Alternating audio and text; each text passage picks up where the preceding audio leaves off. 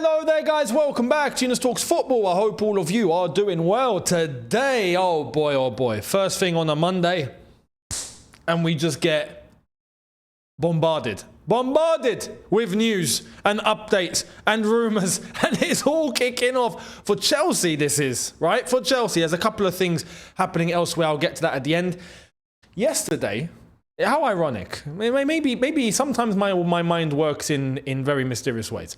But just yesterday, I asked you guys the question, right, about Noni Madke and whether you think it would be best if he stays, if he goes. But I did say that with Esteval Willian coming in, there would be, I think, a bit of competition between him, Madueke, and Pedro Neto on that right-hand side. And it could be the possibility that Madueke could be out of place, should we say, and might end up leaving. Well, looks like we got an update, guys. Here it is. Chelsea understood to be open to offers for Noni Madke. There is a feeling his development has stalled. Wow. Bloody hell, what do I make of this one? I mean, I'll get to this very shortly in terms of all the players that are under consideration, because it's a long list, right? I'll show you that in a sec. But Madueke, I think we've got to be honest here. Esteval Willian is going to come in and occupy the right-hand side. He just is. Now, he's young. I don't want to just give everything on a plate. That would be the wrong thing to do for someone of his age who's just coming from Brazil, who doesn't know anything about England yet. The Premier League specifically. Very physical league. He needs to come in and make sure that he builds himself up physically, as well as builds up his speed, his technicality, gets himself out of situations.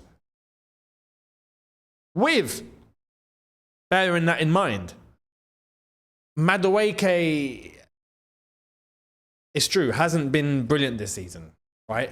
But neither has really anyone else. No one's really lit it up. And some would say, just in terms of the style that Madueke plays in, some would favour him. But I know in terms of like actual output, some others might go, no, he's not good enough. Well, bearing that in mind, and we'll see what happens, there's a long list of players that could be leaving, right? Chelsea are open to offers for, here it is, a list of all who could leave this summer, according to The Guardian. Sanchez, Petrovic, Vega, Chilwell, Disasi, Fofana, Dewsbury Hall, Chukwuemeka, Ugochukwu, Sterling, Nkunku, Felix, Madueke. Busy. Busy to say the least. If I'm going to go through these names real quick, I'll tell you who I think is who's leaving and who isn't. Or who I would think is going, who I think won't. Sanchez and Petrovic both being up for sale. I don't understand that. What's going on? Both of them? All right, so we're getting a goalkeeper then. Petrovic shouldn't be going. End of story. Yeah. Sanchez, yeah, that's fine. But Petrovic, look, at worst is our number one. At best is our number two to a top goalkeeper, not Sanchez. That would be, but this way or the other, Petrovic should stay. Yeah? He should stay. He deserves to stay. If we're not going for a goalkeeper, I want to absolutely see Petrovic as the number one goalkeeper, because at least I can trust him on a level. Yeah? Seeing both Sanchez and Petrovic on the list, so we are going for a goalkeeper then, right? We'll see. Vega, listen, if we're going for Hato of Ajax, we've got Kukurea, we don't need Vega, let's be honest. Yeah, let's be honest. Realistically, we shouldn't have gone in for Vega in the first place, but if you remember Swiss Army knife, yeah, that was just ridiculous, yeah, ridiculous. We need to learn from that lesson. Hato is a very good understudy to Kukurea. I think that would be a deal that makes sense, and that would be a structure that makes sense. A number one and a number two with the required quality in both for both players. So Vega, Chilwell is going. Good luck to him. Thanks for winning the Champions League, my friend. I feel like he didn't deserve the treatment he got, but we might actually be okay in the left-back position. In the end, we might have gotten away with it. So Chilwell leaves for sure. Disasi, yeah, see you later. Fofana, I hate to say it, but I think there isn't really a way to fix him physically. Reece James, yes, it seems like there is, and I was wrong on that one. Lavia is on the way. I think in the same direction as Reece James is. Fofana, I think, has had too many issues for too long prior to Chelsea, at Chelsea, just does not play at all. I think it just, I just don't think, look, he would need a miracle. Yeah, Fofana would actually need God to intervene here. We'll see, though. We'll see. I think this summer, I don't think Fofana will be sold immediately. I think if anything, they'll monitor him all the way up until the deadline day or close to deadline day and then make a decision and go from there. Dewsbury Hall, thank you very much. But come on. We're playing Champions League now, not Conference League. He's got to go. Ekuike, it's a tough one. I like Ekuike, but he's got to go too. There's no place for him, if we're being honest. Let's be real. There's no place for him. There's no place for him. Ugochukwu, respectfully, the midfield is now stacked with Santos coming in as well. It's stacked, not needed. Sterling, as Arsenal fans and every other fan has said online, he is a very believable player. He's 3 goals away from a hat-trick. Listen, Sterling, thank you very much, mate. See you later. Nkunku, it's not worked out. I like the player, but it's not worked out. See you later, thank you. Felix, it's not worked out. See you later, thank you. I like Felix, but see you later. And Madueke, I'll be honest, I don't think Madueke has a long-term future at the club. If I have to pick of a player who's more likely to succeed between Pedro Neto and Madueke, I'm going with Pedro Neto. But, like I said, Esteval's coming in as well. That could be a bit premature of me, right? Madueke is younger. Madueke, his decision making, that's not something that you can change. That's something that you are kind of born with. You either have good instinct or you have bad instinct, and I just don't think it's enough for Madueke, I'll be honest. So he's direct, I like that. He decides to take on defenders, I like that. He's a bit brave, I like that. I think he's a good lad as well. We've heard of what his camaraderie is like in the dressing room, but nah. Let me know your thoughts on that. Much appreciated. Now, talking about wingers. Yeah, it looks like left wing, it looks like we're making a decision here, and it's a very unpopular one. Let's get into it.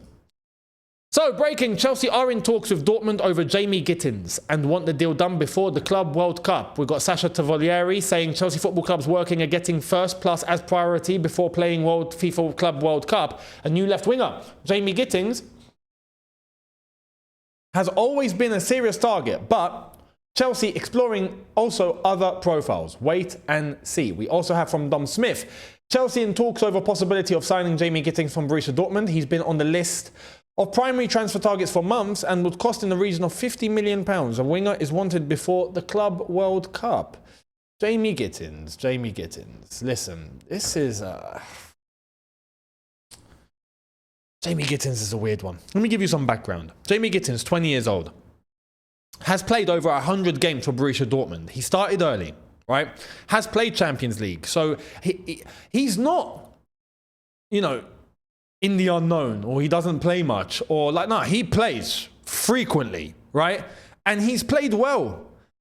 And for his age, I think he has extensive experience for how far he's come at age 20, by age 20. If we go back, he came from the Reading Academy, played for Chelsea briefly, very briefly, at like, I don't know, under 10, 11, 12, something like that. Went back to Reading, played at Reading, moved to Manchester City.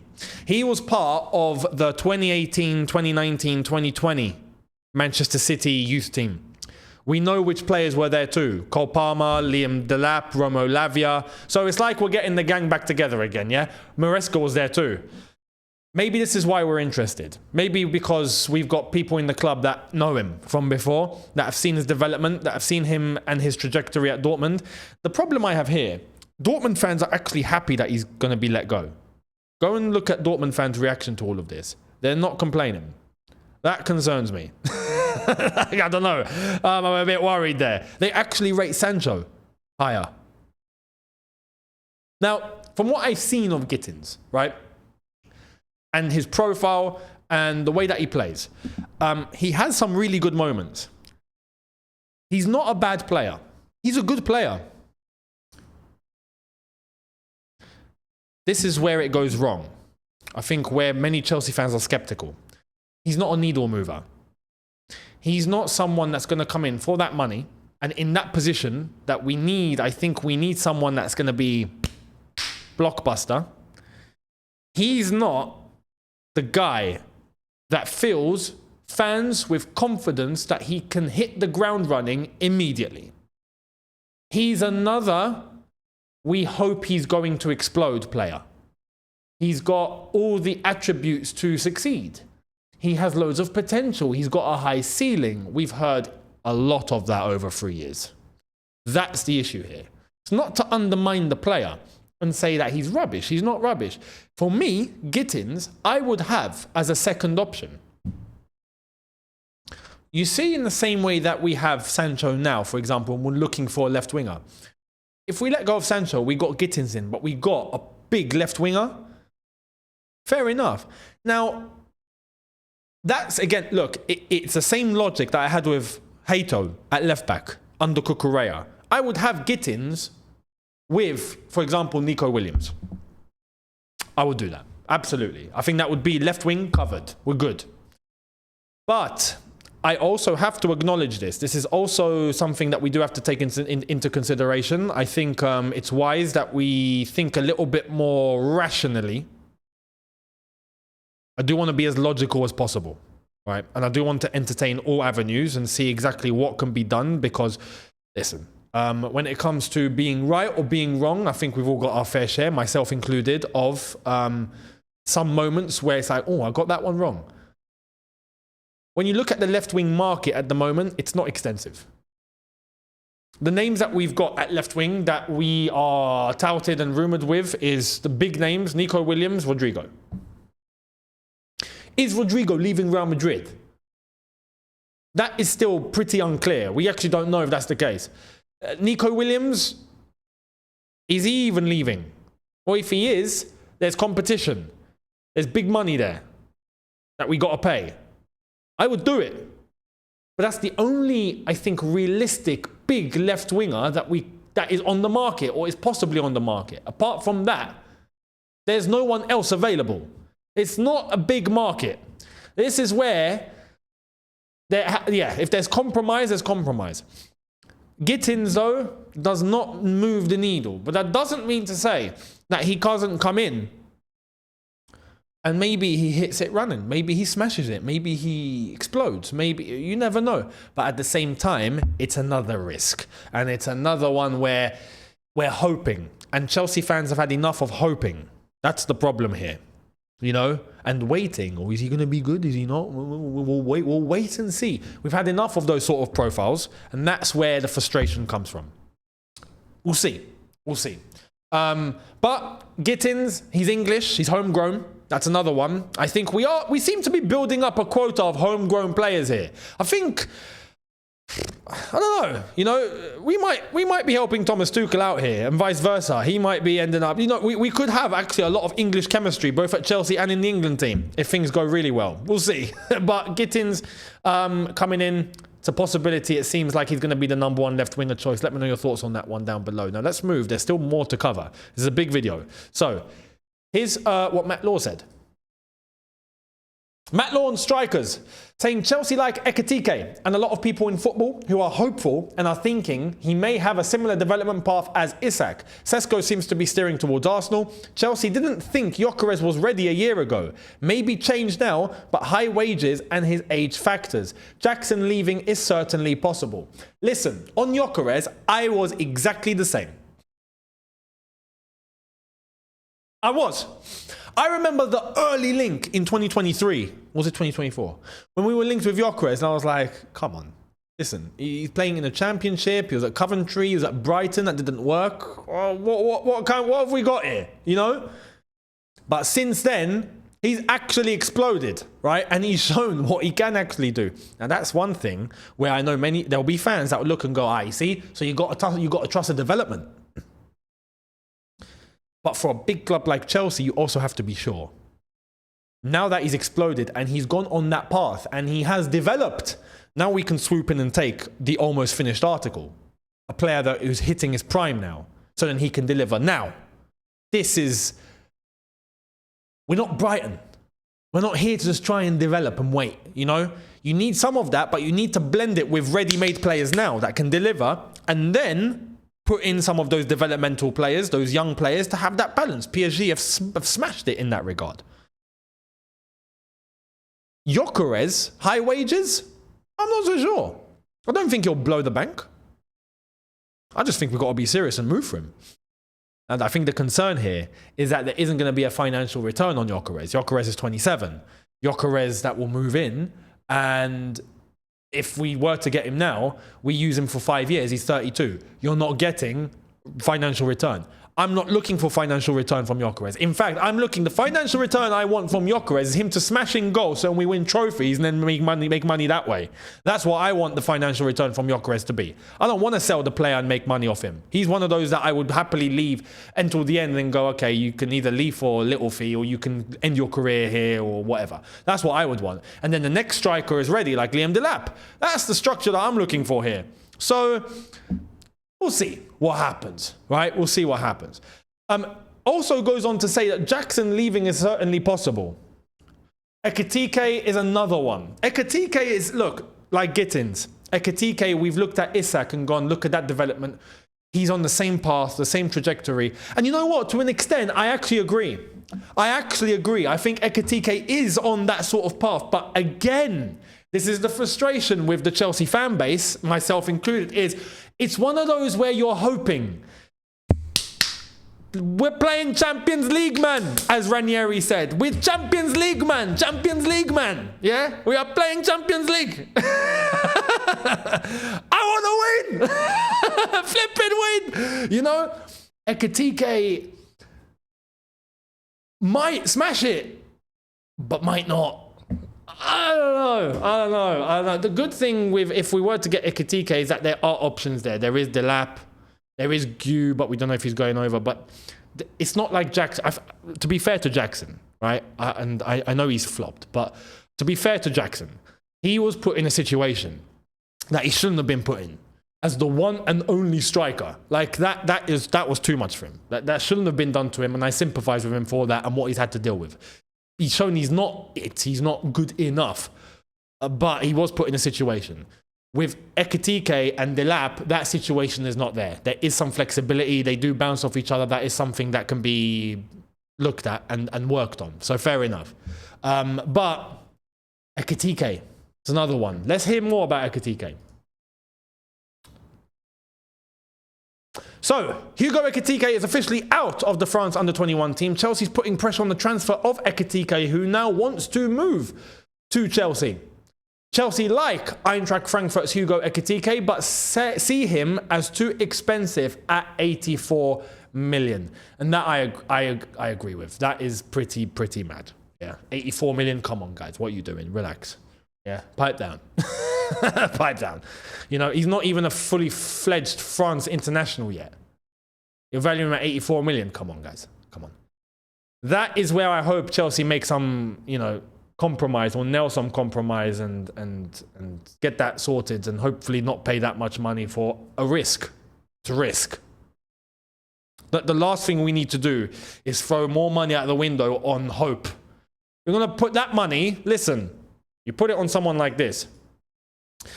No one has contacted Sporting Lisbon for Victor Yokarz. Many interested, none of them are willing to negotiate 70 million euros, according to Edu Burgos. I'm baffled. 70 million euros, about 60 million quid. How? How? I don't get it. What's the problem here? There's something we don't know. There must be. I don't get it. It doesn't make sense. So, listen, that's the current situation. Let me know your thoughts. It's looking like so far we're going after Gittens and we're going after Ekitike. What's your opinions? Let me know down below. Now, news elsewhere before we wrap up. Bayer Leverkusen have rejected Liverpool's second offer for Florian Wirtz. Liverpool had offered 130 million euros to secure the services of the German prodigy, but Bayer Leverkusen are demanding 150 million euros. That's from Florian Plettenberg. Bloody hell, Liverpool, you got to splash the cash here, lads. Good luck. Good luck. They'll pay. It's a 20 million euro difference. It's not the end of the world. Liverpool end up getting some sort of maybe a payment structure or whatever. 150 million euros, though. I know Kai Havertz was expensive at that time, but bloody hell, Bayer Leverkusen are milking it. They are milking it. And you know what? Like I said, Liverpool will pay. So by Leverkusen, you are about to make some good money. Enjoy. It's a big signing though, and it's a signing that will help Liverpool. I'm pretty sure that will help Liverpool. So let me know your thoughts. Do you think he will help Liverpool? I'd love to know. Man City. Manchester City pursuing a deal to sign Ryan Atnori from Wolves. Agreement still need to be reached with the Wolves and Algeria international, but all parties now expect move to happen. 23-year-old Man City's main target for left back. I see people. By the way, he's 23. You'd think he's 26. He seems older than what he actually is. But I see some people doubting this. I think this is a great move. I think this is a great move. This is going to add an area that I think Man City have lacked in. They've lacked from having attacking elements from their fullback positions. You know, Walker regressed. The left back situation has not been very good. Not since Zinchenko, I think. Is Gvardiol on that left-hand side, inverted, comes inside, but almost ends up as a centre mid, really, and then starts shooting from there, much like we see the invertedness. But Ryan Atnori is a traditional fullback, right? And going forward, I think has the same sort of impact like we see Kukurea have for Chelsea. Yeah, he goes all the way. Now, defensively, he's got work to do. I'll be honest, and I say that as an Algerian. And I see him in the national... Actually, no, you know what? You see him play for Algeria. He's more defensive. No, actually, not more defensive. Tell a lie. He goes forward. But he defends well. I've got no complaints when I see Atnori play for my country. One of my countries. All right? I got no complaint. He's class for us. He's fantastic. He gets stuck in. He tackles. He tracks back. He does all of it. But he's always involved going forward. And then you see some of the link up, especially on that left-hand side. We've got a deadly left-hand side between Ryan Atnori and Amora, for example. Oh. Or sometimes with Belayli, who comes in. That's a fantastic combination. But mainly Amora. That tends to work really, really well. So... Atnori does well. For Wolves, though, in the Premier League, defensively, sometimes he gets caught out. Pep will fix that. I think to an extent, I think Pep will fix that. But I think he'll also get what he needs out of Atnori going forward, which will help Man City get more goals. That's my opinion anyway. So let me know your thoughts on that one. That's definitely going to happen. Atnori to Man City. Liverpool and Barca to end. Luis Diaz is one of the main targets for FC Barcelona in the upcoming summer transfer window, despite the high overall cost and ongoing issues with registration. Initial talks regarding Diaz and Barcelona have taken place. Interest from Saudi Arabia remains very concrete. Saudi want everyone. Yeah, Saudi are in for everybody. Habibi, here's the money, pay. We want that player, we want that player. Pay that player, we want that player. We want everybody. We will win the world. Basically. I'll head out to win the Club World Cup, yeah? Basically, that's what's going to happen. Luis Diaz, this one surprises me. I would think he's staying at Liverpool. Why not? I would think it would be pretty mental to let him go, but I think there's a common denominator here. They're spending a lot on Verts, and they need to balance the books. Someone needs to get sacrificed. I thought it'd be Gakpo. But Luis Diaz, it could be the guy. It might be one of those things that you have to do financially, basically. So, Luis Diaz, Barcelona, that might actually be a very good move for Barcelona. Very good move. Where do you think he'll end up? Let me know down below. And I'll end it there. Second video of the day, coming later on tonight. Make sure you guys are there. Second channel as well. There's been a brand new video yesterday. There might be one today, if not tomorrow for sure. Make sure you guys are subbed over there for extra football-related content. The Reddit videos, Football Live Simulator, reaction videos. There'll be more. Make sure you guys are there. Much appreciated. Subscribe over here, and I'll catch you lot tonight. In a bit, people, look after yourselves. Take care, and peace.